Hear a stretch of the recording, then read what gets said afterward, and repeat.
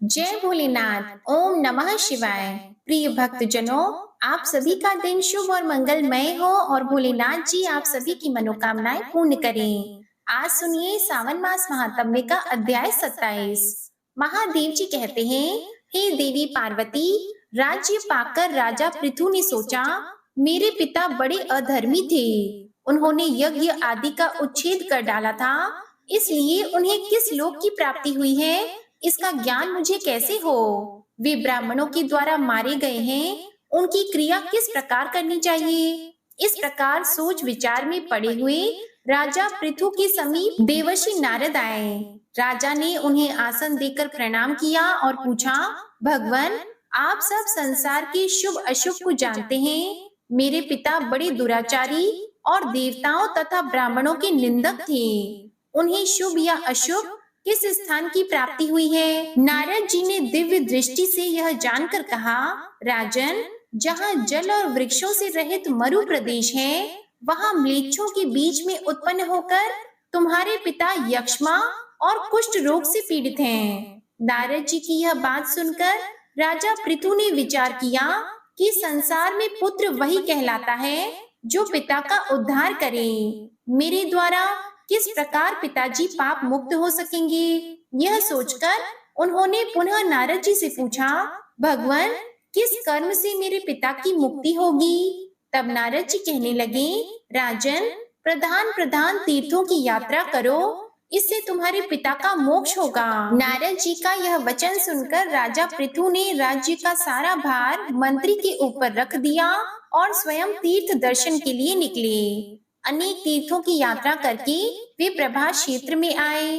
उस तीर्थ का महात्म्य जानने वाले ब्राह्मणों को आगे करके महाराज पृथु न्यम कुमती नदी के समीप गए। वहां ब्राह्मणों ने उन्हें प्रेत शिला में स्थित पद रूप तीर्थ का दर्शन कराया।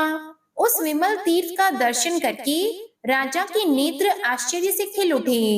उन्होंने यज्ञों की सिद्धि के लिए कुंडों, वेदियों तथा मंडपों का निर्माण किया। इसके बाद पर्याप्त दक्षिणा वाला यज्ञ विधि पूर्वक प्रारंभ हुआ। राजा पृथु को तेजस्वी पितरों ने प्रत्यक्ष दर्शन दिया और श्राद्ध ग्रहण करके संतुष्ट होकर कहा, राजन, तुम धन्य हो, पुण्य स्वरूप हो और हम तीनों तुम्हारे पिता, पितामह और प्रपितामह भी परम धन्य हैं, जिन्हें इस गोष्पद तीर्थ में श्राद्ध करके तुमने तार दिया। ऐसा कहकर वेन सहित सब पितर विमान पर बैठे और स्वर्ग लोक को चले गए। जाते समय वेन ने कहा, राजन, इधर मैं 4 जन्म ले चुका। पहले जन्म में कोढ़ी था, दूसरे में पापी हुआ, तीसरे में भी दुराचारी ही था और चौथे में उच्चिष्ट भोजी चांडाल हुआ। आज मैं सब पापों से मुक्त होकर स्वर्ग लोक को जाता हूँ। महाभाग, अब तुम जाओ और चिरकाल तक राज्य भोगो। पुत्र के द्वारा पितरों के लिए जो कुछ किया जाता है वह सब तुमने सफल कर दिया है। पिता की यह बात सुनकर राजा पृथु कुटुंबियों सहित बहुत प्रसन्न हुए। उन्होंने भूमि और स्वर्ण आदि दान देकर ब्राह्मणों को संतुष्ट किया। संसार में कोई ऐसी दान देने योग्य वस्तु नहीं जिसका उन्होंने वहां दान न किया हो। इस प्रकार पितरों का प्रत्यक्ष दर्शन कराने वाला उस तीर्थ का प्रभाव देखकर राजा अपनी राजधानी को चले गए। सारी पृथ्वी का राज्य भोग कर देह त्याग के बाद उन्होंने दिव्य लोक प्राप्त किया। गोष्पद तीर्थ में स्नान करके यत्न पूर्वक वेदज्ञ ब्राह्मणों को निमंत्रित करें और विधि पूर्वक श्राद्ध में उन्हें भोजन कराएं। पितरों की तृप्ति चाहने वाले पुरुष को वहां पिता का श्राद्ध अवश्य करना चाहिए। इसके लिए वहां किसी तिथि, नक्षत्र, पर्व और मास आदि का नियम नहीं है। वहां सदा श्रद्धा युक्त चित्त से यात्रा करनी चाहिए। किसी विशेष काल का वहां के लिए नियम नहीं है। महादेव जी आगे कहते हैं, हे पार्वती, गोष्पद के दक्षिण समुद्र तट पर नारायण ग्रह है, जिसमें साक्षात श्री विष्णु निवास करते हैं। वे सत्य युग में स्वर्णमय, त्रेता में रत्नमय, द्वापर में रजतमय और कलयुग में प्रस्तरमय विग्रह में रहते हैं। सरस्वती के पश्चिम तट पर स्वयं श्री हरि के द्वारा निर्मित चक्र तीर्थ है। उसमें स्नान करके मनुष्य ब्रह्म हत्या का नाश कर देता है। भगवान विष्णु जब दैत्यों का विनाश करते हैं तब विश्राम के लिए उस घर में स्थित होते हैं, इसलिए इस भूतल पर नारायण ग्रह के नाम से प्रसिद्ध है। वहाँ सत्य युग में भगवान जनार्दन के नाम से प्रसिद्ध होते हैं।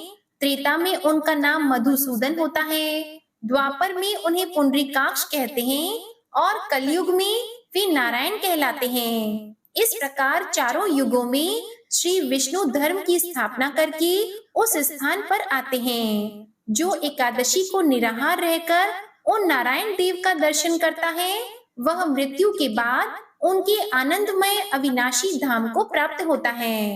न्यम कुमति के किनारे उत्तम कुबेर नगर है, उसे अग्निकोण में कोटीश्वर लिंग है। कुबेर से पूर्व दिशा में बालार्केश्वर है और उत्तर दिशा में अंबिका स्थान है। वहाँ कुंड में स्नान करने से ब्रह्म हत्या का नाश होता है। बालार्केश्वर और अंबिका के दर्शन से वाजपेयी यज्ञ का फल मिलता है। कुबेर नगर में सैकड़ों तीर्थ और शिवलिंग है, उनका दर्शन करके मनुष्य सब पापों से मुक्त हो जाता है। देविका नदी के तट पर जालेश्वर लिंग है, जिसके दर्शन से ब्रह्म हत्या नष्ट हो जाती है। पूर्व काल में आप स्तंभ नाम के एक श्रेष्ठ महर्षि थे। वे प्रभास क्षेत्र में जाकर देविका नदी के जल के भीतर रहने लगे और वहां भगवान शिव का ध्यान करते हुए काष्ठ की भांति स्थित हो गए। इसके बाद एक समय मछलियों से जीविका चलाने वाले धीवर वहां आए। उन्होंने वहां एक महाजाल बिछाकर उसे बलपूर्वक बाहर की ओर खींचा। जाल के साथ आप स्तंभ जी भी खींचाए।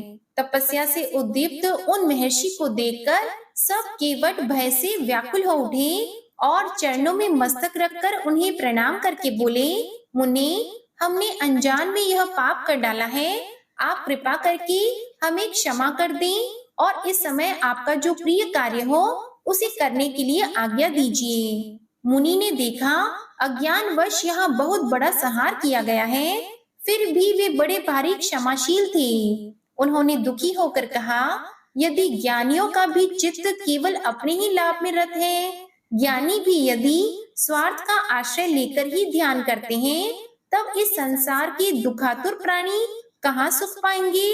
जो मनुष्य एकांततः दुख भोगना चाहता है उसे मुमुक्षु पुरुष पापी से भी पापी कहते हैं। मैं कौन सा ऐसा उपाय करूं जिससे समस्त दुखी प्राणियों के अंतःकरण में प्रविष्ट होकर उनके सब दुखों को अकेला ही भोगूं। यदि मेरा कोई शुभ कर्म है तो वह दीन दुखी प्राणियों को प्राप्त हो और उन सब ने जो दुष्कर्म किया हो वह सब का सब मुझे मिल जाए। संसार के अंधे, दीन दुखी, अंगहीन, अनाथ तथा रोगी मनुष्यों को देखकर जिसके हृदय में दया नहीं आती वह मेरे विचार से राक्षस है। जो समर्थ होकर भी प्राण संकट में पड़े हुए भय विह्वल प्राणियों की रक्षा नहीं करता वह पाप को भोगता है। इसलिए मैं इन दीन दुखी भयभीत जंतुओं को छोड़कर एक पग भी कहीं नहीं जाऊंगा। फिर स्वर्ग लोक की तो बात ही क्या है। महर्षि की यह बात सुनकर वे मल्लाह बहुत घबराए। उन्होंने वहां का सब वृतांत राजा नाभाग से जाकर कहा। नाभाग भी यह समाचार सुनकर ब्रह्मानंदन आप स्तंभ जी को देखने के लिए तुरंत ही वहां आ गए। उनके साथ मंत्री और पुरोहित भी थे। उन देवकल्प मुनि का भली भांति पूजन करके राजा ने कहा, भगवान बताइए मैं आपकी क्या सेवा करूं? यह सुनकर आप स्तंभ जी कहने लगे, ये दुख से जीविका चलाने वाले केवट मुझको और इन जल जंतुओं को जल से निकालने के कारण बड़े भारी परिश्रम से थक गए हैं। इनके परिश्रम का जो उचित मूल्य समझो वह दे दो। नाभाग बोले, भगवान मैं निषादों को इनके परिश्रम का मूल्य 1,00,000 स्वर्ण मुद्रा दूंगा। आप स्तंभ जी ने कहा, राजन तुम्हें मुझे 1,00,000 के मूल्य से नहीं बांधना चाहिए। मेरे योग्य जो मूल्य हो वह दो। अपने मंत्रियों के साथ सलाह कर लो। तब नाभाग बोले, द्विज श्रेष्ठ इन निषादों को 1 करोड़ मूल्य दे दिया जाए। यदि यह भी उचित मूल्य न हो और भी दिया जा सकता है। आप स्तंभ जी ने कहा, राजन मैं 1 करोड़ या इससे अधिक मूल्य में बेचने योग्य नहीं हूँ। मेरे योग्य मूल्य दो। जाओ ब्राह्मणों के साथ सलाह कर लो। तब नाभाग बोले, मेरा आधा या समूचा राज्य निषादों को दे दिया जाए, मैं इसे ठीक मूल्य समझता हूँ। आपकी क्या राय है? आप स्तंभ ने कहा, भूपाल, तुम्हारा आधा या समूचा राज्य भी मेरे योग्य नहीं है। मेरे योग्य मूल्य दो, समझ में न आए तो ऋषियों के साथ विचार करो। आप स्तंभ जी का यह वचन सुनकर राजा नाभाग अपने मंत्री और पुरोहितों के साथ दुख से आतुर एवं चिंतित हो गए। इसी समय महातपस्वी महर्षि लोमश वहां आ गए और राजा नाभाग से बोले, तुम डरो मत, मैं मुनि को संतुष्ट कर लूंगा। नाभाग बोले, महाभाग, इन महात्मा मुनि का मूल्य बताइए और कुल कुटुंब एवं बंधु बांधवों सहित मुझ सेवक की इनके कोप से रक्षा कीजिए। ये साक्षात भगवान रुद्र हैं, चराचर प्राणियों सहित तीनों लोगों को भस्म कर सकते हैं। फिर मुझ विषयासक्त मानव की तो बिसात ही क्या है। लोमश जी ने कहा, महाराज, तुम तो स्तुत्य हो। ये द्विज श्रेष्ठ भी संपूर्ण जगत के लिए पूजनीय हैं और गौएं दिव्य होती हैं, इसलिए इनके मूल्य में एक गौ दे दो। यह सुनकर राजा नाभाग मंत्री और पुरोहितों सहित बहुत प्रसन्न हुए और आप स्तंभ मुनि से बोले, भगवान, उठिए उठिए, अब मैंने निसंदेह आपको खरीद लिया। मुनि श्रेष्ठ, यह गौ ही आपका योग्यतम मूल्य है। आप स्तंभ ने कहा, राजन, लो, अब मैं अत्यंत प्रसन्नता पूर्वक उठता हूँ। अब की बार तुमने ठीक मूल्य पर मुझे खरीदा है। मैं गौओं से बढ़कर परम पवित्र मूल्य दूसरा कुछ नहीं देखता। गौओं की परिक्रमा तथा निरंतर पूजा करनी चाहिए। वे मंगल निकेतन हैं। स्वयंभू ब्रह्मा जी ने इन गौओं की दिव्य सृष्टि की है। ब्राह्मणों के स्थान, ग्रह तथा देवताओं के मंदिर भी जिनके गोबर से शुद्ध होते हैं, उन गौओं से बढ़कर दूसरा कौन प्राणी है। गौओं का मूत्र, गोबर, दूध, दही और घी, ये पांचों पवित्र हैं और संपूर्ण जगत को पवित्र करते हैं। इस मंत्र का सदा जप करना चाहिए। गावो ममाग्रतो नित्यम गावः पृष्ठत एव च गावो मे हृदये चैव गवाम मध्ये वसाम्यहम। अर्थात गौएं मेरे आगे रहें, गौएं सदा मेरे पीछे भी रहें, गौएं मेरे हृदय में रहें, मैं सदा गौओं के बीच में निवास करूं। जो मनुष्य पवित्र एवं जितेंद्रिय होकर इस विशुद्ध मंत्र का जप करता है, वह सब पापों से मुक्त होता है और स्वर्ग लोक में जाता है। प्रतिदिन गौओं को भक्ति पूर्वक ग्रास समर्पित करना चाहिए। जो उन्हें गौ ग्रास दिए बिना स्वयं भोजन करता है, वह दुर्गति को प्राप्त होता है। जो प्रतिदिन गौ ग्रास देता है, वह उतने से ही अग्निहोत्र, पितृ तर्पण और देव पूजन सब कुछ कर लेता है। गोग्रास देने का मंत्र इस प्रकार है, सौरभी जगत पूज्या देवी विष्णु पदे स्थिता सर्वम नेतन्मया दत्तम मया दत्तम प्रतीक्षतु। अर्थात संपूर्ण जगत के लिए पूजनीय सौरभी देवी भगवान विष्णु के गोलोक धाम में स्थित हैं। मैंने यह सब अन्न उनकी सेवा में समर्पित किया है। मेरे दिए हुए इस आहार को वे ग्रहण करें। गोपुत्रों अर्थात बैलों की रक्षा करने से, गौओं को सहलाने और खुजलाने से तथा दुर्बल एवं पीड़ितों की रक्षा करने से मनुष्य स्वर्ग लोक में प्रतिष्ठित होता है। आदि, मध्य और अंत तीनों कालों में गौओं की स्थिति बताई गई है। वे देवताओं के दूध, घी और अमृत की सदा रक्षा करती हैं, इसलिए उनका दान करना चाहिए। उनकी नित्य पूजा करनी चाहिए। वे स्वर्ग में पहुंचाने के लिए सीढ़ी के तुल्य बताई गई हैं। इस प्रकार गौओं का उत्तम महात्म्य सुनकर वे निषाद महात्मा आप स्तंभ के चरणों में प्रणाम करके बोले, संतों का वार्तालाप, दर्शन, स्पर्श, कीर्तन तथा स्मरण ये सभी निश्चय ही पवित्र करने वाले हैं, ऐसी बात सुनी गई है। मुनि, हमारे साथ आपने संभाषण किया और हमें आपका दर्शन प्राप्त हुआ। अब हम पर अनुग्रह कीजिए और हमारी दी हुई यह गौ ग्रहण कीजिए। तब आप स्तंभ बोले, निषादों, यह मैं तुमसे गौ दान लेता हूँ। तुम पाप रहित होकर जल से निकाले हुए इन मत्स्यों के साथ ही स्वर्ग लोक को जाओ। प्रतिग्रह रूप निंदित कर्म से भी दूसरे प्राणियों की प्रसन्नता का कार्य करके यदि मैं नरक में पड़ूंगा तो उसे भी स्वर्ग ही समझूंगा। मैंने मन, वाणी, शरीर और क्रिया द्वारा जो कुछ भी पुण्य कर्म किया हो, उससे समस्त दुखातुर प्राणी शुभ गति को प्राप्त हो। इसके बाद उन विशुद्ध चित्त वाले महर्षि के प्रसाद से वे निषाद उनकी बात पूरी होते ही मत्स्यों सहित स्वर्ग लोक में चले गए। मछलियों और मछली मारों को इस प्रकार स्वर्ग लोक में जाते देखकर मंत्रियों और सेवकों सहित राजा नाभाग विस्मित होकर बोले, कल्याण की इच्छा रखने वाले पुरुषों को सदैव संतों की सेवा करनी चाहिए। साधु पुरुष पुण्य तीर्थों के जल के समान होते हैं।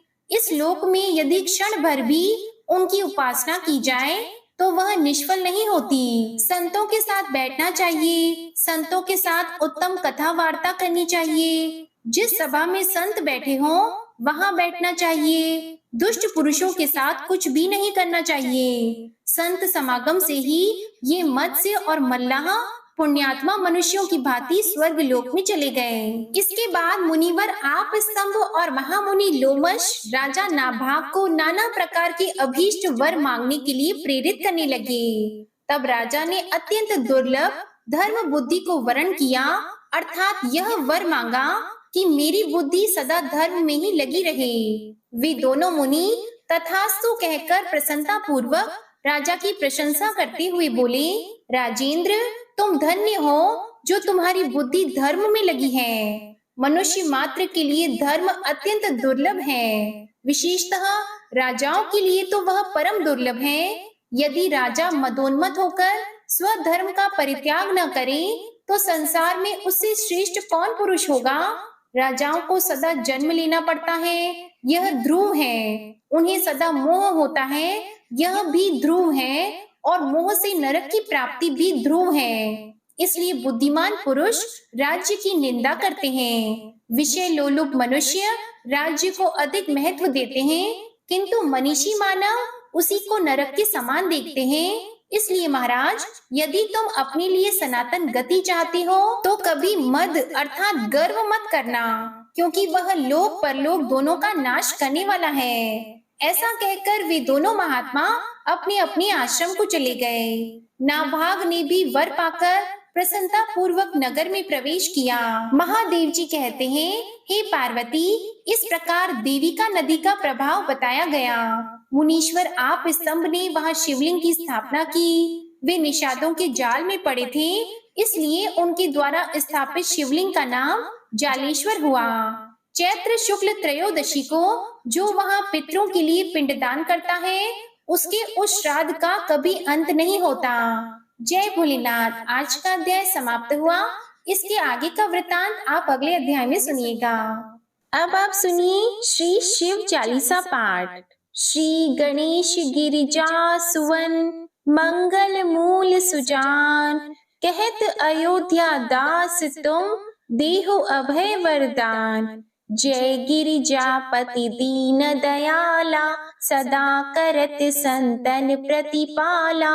भाल चंद्रमा सोहत नीके, कानन कुंडल नाग फनी के। अंग गौर शिर गंग बहाए, मुंड माल तन छार लगाए। वस्त्र खाल बागंबर सोहे, छवि को देख नाग मुनि मोहे। मैना मातु की है दुलारी, बाम अंग सोहत छवि न्यारी। कर त्रिशूल सोहत छवि भारी, करत सदा शत्रु निशयकारी। नंदी गणेश सोहित कैसे, सागर मध्य कमल है जैसे। कार्तिक श्याम और गणराऊ, या छवि को कही जात न काऊ। देवन जब ही जाए पुकारा, तब ही दुख प्रभु आप निवारा। किया उपद्रव तारक भारी, देवन सब मिली तुम ही जुआरी। तुरत षडानन आप पठायहु, लव निमेष महामारी गिरायहु। आप जलंधर असुर सहारा, सुयश तुम्हार विदित संसारा। त्रिपुरासुर सन युद्ध मचाई, सब ही कृपा कर लीन बचाई। किया तपहि भागीरथ भारी, पूरब प्रतिज्ञा तसु पुरारी, दानिन मह तुम समको नाही, सेवक स्तुति करत सदाही, वेद नाम महिमा तव गाई, अकथ अनादि भेद नहीं पाई, प्रगट उदधि मंथन में ज्वाला, जरे सुरासुर भय विहाला, कीन्ह दया तह करी सहाई, नीलकंठ तब नाम कहाई, पूजन रामचंद्र जब कीन्हा, जीत के लंक विभीषण दीन्हा, सहस कमल में हो रहे धारी, कीन्ह परीक्षा तब ही पुरारी, एक कमल प्रभु राखे जोई, कमल नयन पूजन चह सोई, कठिन भक्ति देखी प्रभु शंकर, भय प्रसन्न दिए इच्छित वर, जय जय जय अनंत अविनाशी, करत कृपा सबकी घटवासी, दुष्ट सकल नित मोहि सतावे,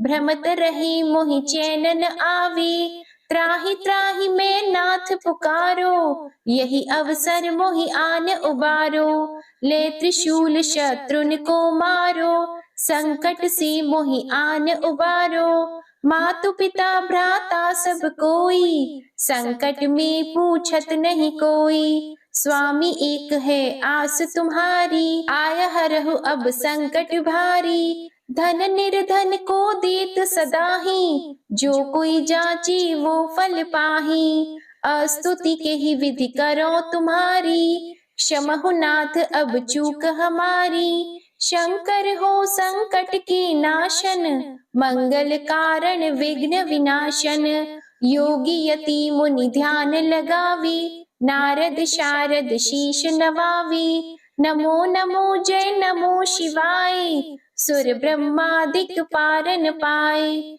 जो यह पाठ करे मन लाई, तापार होत है शंभु सहाय, ऋण के हो जो कोई अधिकारी, पाठ करे सो पावन हारी, पुत्रहीन कर इच्छा कोई, निश्चय शिव प्रसाद तेहि होई, पंडित त्रयोदशी को लावे, ध्यान पूर्वक होम करावे, त्रयोदशी व्रत करे हमेशा, तन नहीं ताकि रही कलेशा, धूप दीप नैवेद्य चढ़ावे, शंकर सम्मुख पाठ सुनावे, जन्म जन्म के पाप नसावे, अंतवास शिवपुर में पावे, कहे अयोध्या आस तुम्हारी, जानी सकल दुख हरहु हमारी, नित नेम कर प्रातः ही, पाठ करो चालीसा, तुम मेरी मनोकामना पूर्ण करो जगदीश, मगसर छठी हेमंत ऋतु,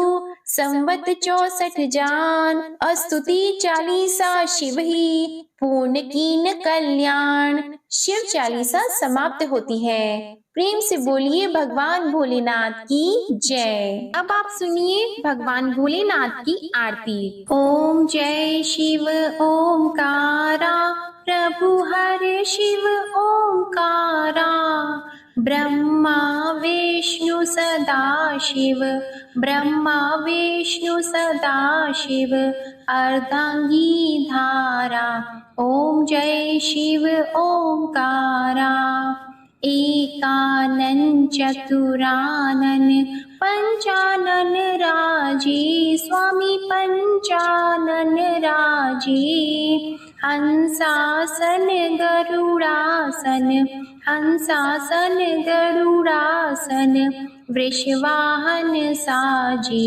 ओम जय शिव ओमकारा, दो भुज चार चतुर्भुज, 10 भुज अति सोहे, स्वामी 10 भुज अति सोहे, त्रिगुण रूप निरखते, त्रिगुण रूप निरखते, त्रिभुवन जन मोहे, ओम जय शिव ओमकारा, अक्षमाला वनमाला, मुंडमाला धारी, स्वामी मुंडमाला धारी, त्रिपुरारी कंसारी, त्रिपुरारी कंसारी, करमाला धारी, ओम जय शिव ओमकारा, श्वेतांबर पीतांबर बाघंबर अंगे स्वामी बाघंबर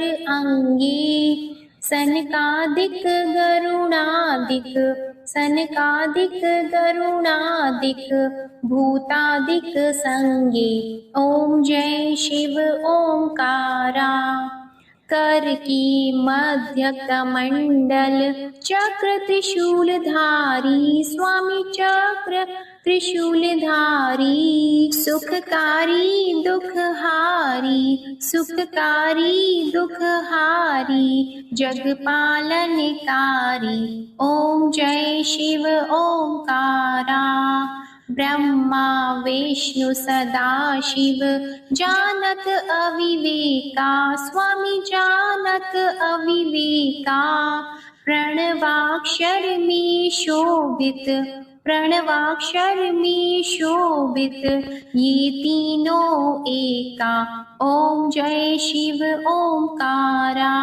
त्रिगुण स्वामी जी की आरती जो कोई नर गावे स्वामी जो कोई नर गावे कहत शिवानंद स्वामी कहत शिवानंद स्वामी मन वांछित फल पावे।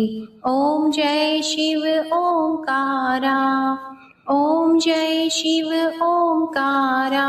जय भोलेनाथ। आपको ये कथा पसंद आई हो तो वीडियो को लाइक कीजिएगा, शेयर कीजिएगा, कमेंट में भगवान भोलेनाथ जी की जय लिखिएगा और चैनल को जरूर सब्सक्राइब कीजिएगा। इसी के साथ आज आप हमारे चैनल पर शिव महापुराण की कथा और पुत्रदा एकादशी व्रत पारण की कथा भी जरूर सुनिएगा। ओम नमः शिवाय।